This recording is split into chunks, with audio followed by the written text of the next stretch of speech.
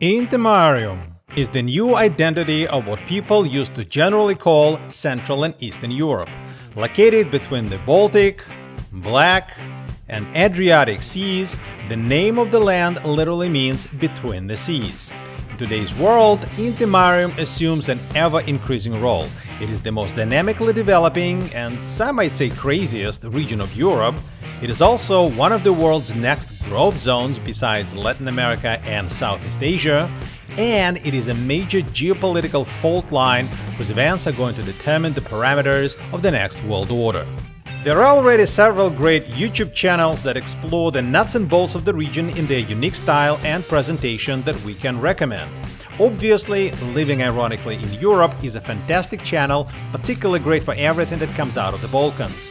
Prague Pulse gives a colorful perspective mostly focusing on Czechia, Slovakia and the Visegrad area, and Talk Eastern Europe provides general analysis of the latest news.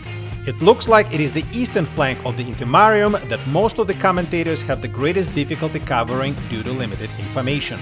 And yet it is the very region that everybody understands will play the central role in what happens next.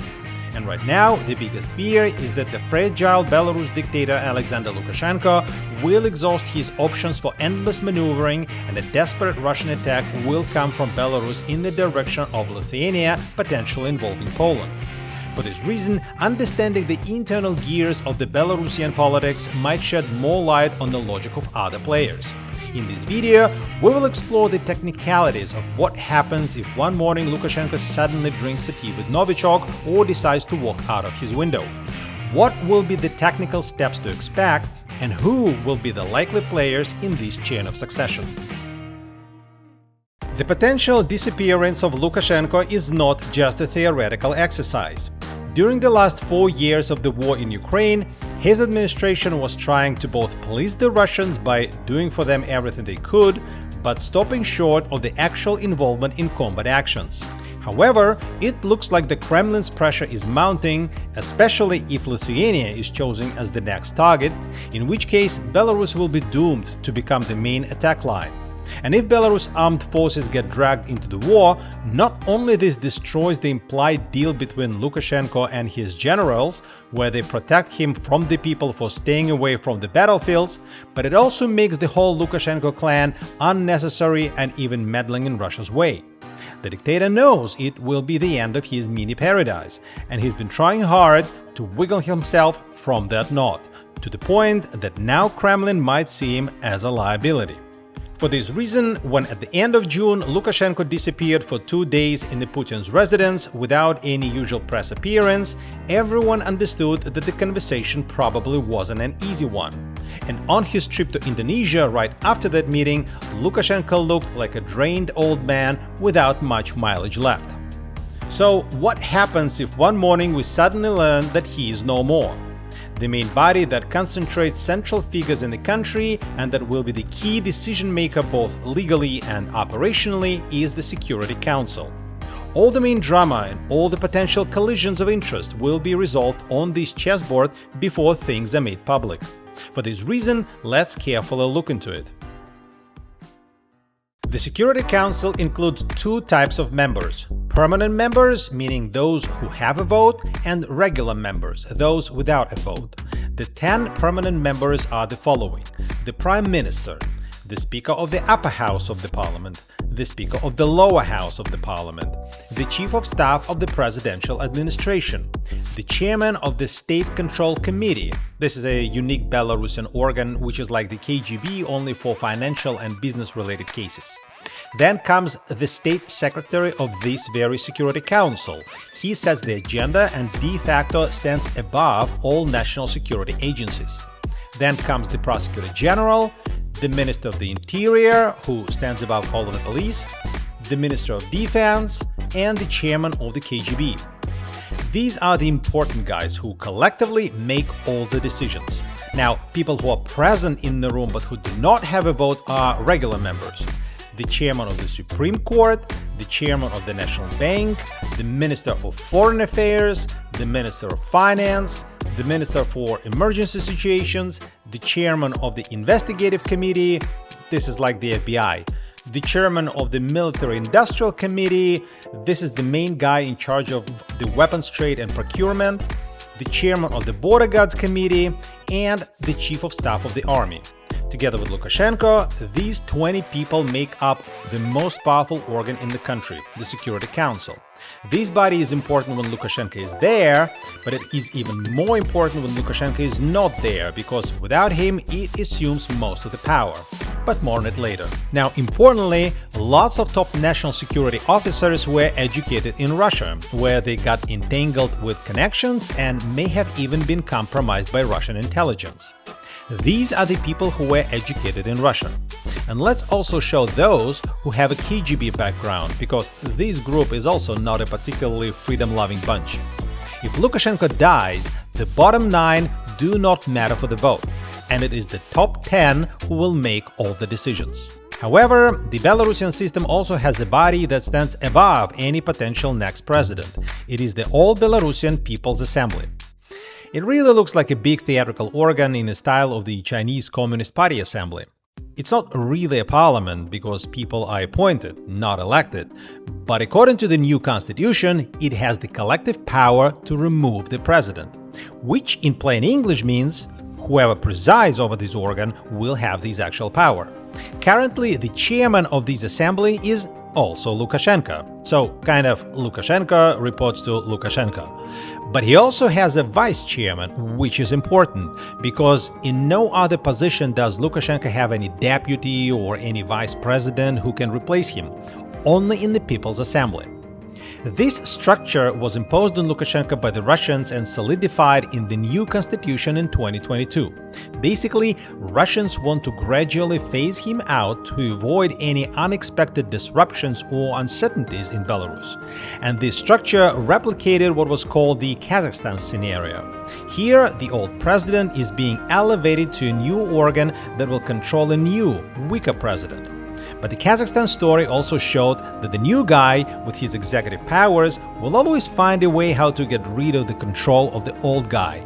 This is exactly what Tokayev did to Nazarbayev and his family in Kazakhstan, and Lukashenko did not like it a single bit. Now he is trying to sit on both of those chairs for as long as he lives. But the peculiarity of the situation is that as soon as he is no longer alive, he is no longer alive in both places, and both seats become vacant.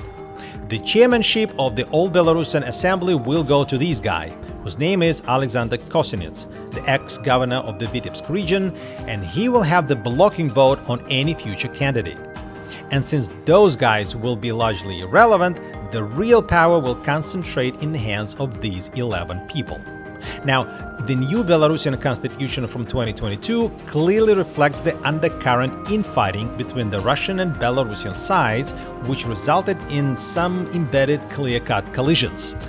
The Kremlin wanted to have a structure that would secure Minsk from the Colored Revolution and hand the process over to their trusted guy. But the Minsk bureaucracy wanted to secure its interest and make sure they keep the power no matter who's in charge. For this reason, the constitution has this ridiculous duopoly, which likely was the result of a compromise. If the president dies of natural causes, his power moves to the chairwoman of the upper house, currently Natalia Kochanova, a veteran of Lukashenko's administration. But if Lukashenko dies as a result of the act of violence, like an assassination or a terrorist act, the power moves to the Collective Security Council.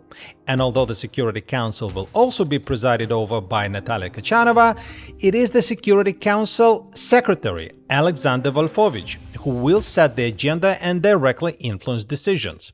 Simply put, if Lukashenko dies himself, new orders will come from Kochanova. But if he dies unnaturally, new orders will come from Volfovich. Obviously, a lot will depend on who announces the official cause of death. Kochanova represents the Belarusian bureaucracy, and the Russian-born, Russian-trained Army General Volfovich is the definition of the Russian overseer on the Security Council. But there is more. Kochanova with those two guys are all coming from the same regional capital, from Vitebsk. And one of them was even the governor there. This is the only region that maintains the Belarusian historic coat of arms, a very pro-patriotic statement not necessarily appreciated by the Russians. And they didn't just come together, they actively pulled each other up the administrative ladder, creating what people call the Vitebsk Clan. Together with the Prime Minister and the Chief of Staff, who is also the ex-Minister of the Economy, they create the pro-bureaucracy party supported by what could be called the Deep State. Volfovich, on the other hand, will be supported by the Russian tanks and by the heads of the main power agencies, the prosecutor's office, the police, and the army, who are deeply entangled with the Russians. The KGB, however, is a wild card. Yes, they come from the same flock as the current residents of the Kremlin, but they also play against them on the territory that they consider theirs. In addition, the head of the KGB is an ethnic Polish guy, and Russians just don't tend to keep Poles in such high positions of power. As we have mentioned, a lot will depend on who announces the official cause of death of Lukashenko. In essence, it will be the announcement on who will be the decision-maker at the time of transition. Meaning everything will depend on who will be the first to get hold of the corpse of Lukashenko.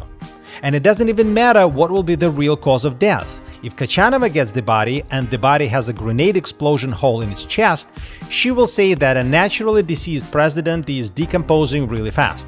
And if Volfovich gets the corpse and it perfectly died of old age, he will produce all the medical reports that the president was definitely poisoned by the enemies. To complicate the matters, the bureaucracy clan has multiple people with their own ambitions for the top job. Kosinets has long harbored the ambition for himself.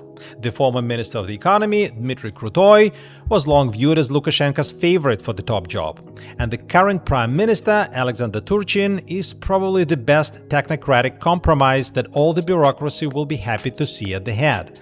And don't forget about Kochanova herself. And let's also not forget about the family. Lukashenko's three sons, Nikolai, Dmitry, and Viktor, are often viewed as possible successors, especially the youngest and the oldest. But the moment their dad disappears, they don't actually have any formal power. No general needs to listen to them, and civilian bureaucrats also don't need them because they need economic room for their own children. It is easy to imagine that securing Lukashenko's corpse will become an armed operation. There are only so many special units that can compete in this race. The Group Alpha, that is a part of the KGB. The Group Almaz, that is a part of the Ministry of the Interior. The group called Osam, which is the special forces of the border guards. Now, they are deeply connected with the oldest son Viktor, who served in the border guards himself and often pulls his trusted lieutenants from this organization. The army also has a special unit called SSO. They are controlled by the Army Chief of Staff. Technically, he reports to the minister, but he is deeply connected with Volfovich. He used to be the deputy of Volfovich when Volfovich himself was the Army Chief of Staff. He is also profoundly pro-Russian and pro-war. And most importantly, according to the law, the enforcement agency of the Security Council is the army. Not the police, not the KGB, the army. So Volfovich will command them directly regardless of the desires of the Minister of the Defense. At the same time, the oldest son Viktor Lukashenko runs a professional organization that informally coordinates the special forces of all three agencies, while the head of the KGB special unit also served together with Viktor in the border guards, creating a strong bond between them. Finally, there is one more agency. The Ministry of the Interior includes the so-called internal forces. It is a huge army-like organization that is a blend of the National Guard and the riot police. It is headed by Nikolai Karpenkov, and it includes its own special unit called Sober, which became infamous for participation in political killings of Lukashenko's opponents under the requests of his shadow cardinal Viktor Sheyman, whom we covered in our previous video and who might have tensions with Viktor Lukashenko as a competing center of power. With all the Lukashenko gone, the infamous Sheyman will become an expendable card, easily traded by any new power to Europe for some sanction relief. But the commander of the internal forces, Karpenkov, is a power source of his own. Over the past few years, he grew a powerful, well-equipped military organization under his command that not only resembles, but was also trained by the infamous Russian Wagner group that shook the Kremlin a few years ago. With all these developments, Karpenkov is trying to signal, mostly to the Russians: I control the most potent force inside Belarus. When you decide to support the next guy, support me, because you'd better have me on your side. This is the basic outline of the cards on the table. Viktor Lukashenko's connection with special units looks strong now, but once his dad is gone, this bond will become flimsy and will depend on unofficial loyalties. The only special unit that the bureaucracy party may have access to is this Viktor's connection to the KGB. Thus, the real game will be played between these 8 people and 1 corpse. Russians will probably not like the idea of having another Lukashenko in the driving seat. It may be a medieval logic, but replacing one Lukashenko with another Lukashenko creates a sort of a royal dynasty. And a royal dynasty is, though primitive, but an element of national sovereignty. And additional sovereignty is the last thing Russians want to bring to Belarus. At the same time, the interior guy is like a pirate ship. Nobody, not even Russians, know what to expect from him. But he displayed particular brutality during the protests in 2020, and his subordinates were known to display Russian flags instead of Belarusian ones, which drew some ire from the KGB. The triangle between Kochanova, Volfovich, and Viktor Lukashenko will become the main tension line, with Karpenkov's mini-army being the main disruptor. Viktor Lukashenko will likely be motivated by pure money. If he agrees to the alliance with Kochanova, this will put them both at odds with the Kremlin, but will probably make Belarus more independent. If, on the other hand, Kochanova creates an alliance with Volfovich, which is also possible, Belarus might face a grim future. Kochanova herself is an ethnic Russian, and if she becomes the next Belarusian leader, the Kremlin might not be utterly against it. The only problem that the reason why the Russians need Belarus is to drag it into the war, which may lead to public unrest, which may require washing Belarus with blood if needed. And Russians will likely think that Kochanova, being a woman and a career bureaucrat, may not have it in her to hold power in these circumstances and become a bloodthirsty dictator. The people who will have no problem sending Belarus army to Lithuania are Volfovich himself, the army chief Pavel Moraveyko, and Karpenkov. Out of these 3, the Kremlin will definitely prefer Volfovich. This might be the reason why in the past few months Volfovich increasingly echoed the old Lukashenko that Belarus should stay away from the war, it should stay independent, and other things that are appealing to the Belarusian bureaucrats. He wants them to feel that he is one of them. But Volfovich has one problem. He was born in Kazan, in Russia, which is not only far away from Belarus, but according to the constitution, he cannot become the president.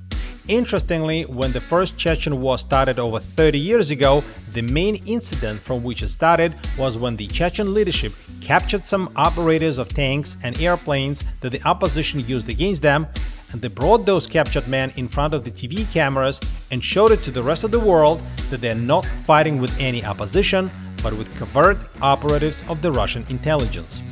One of those captured officers was a man under the name Dmitry Volfovich, the real-life brother of our Alexander Volfovich.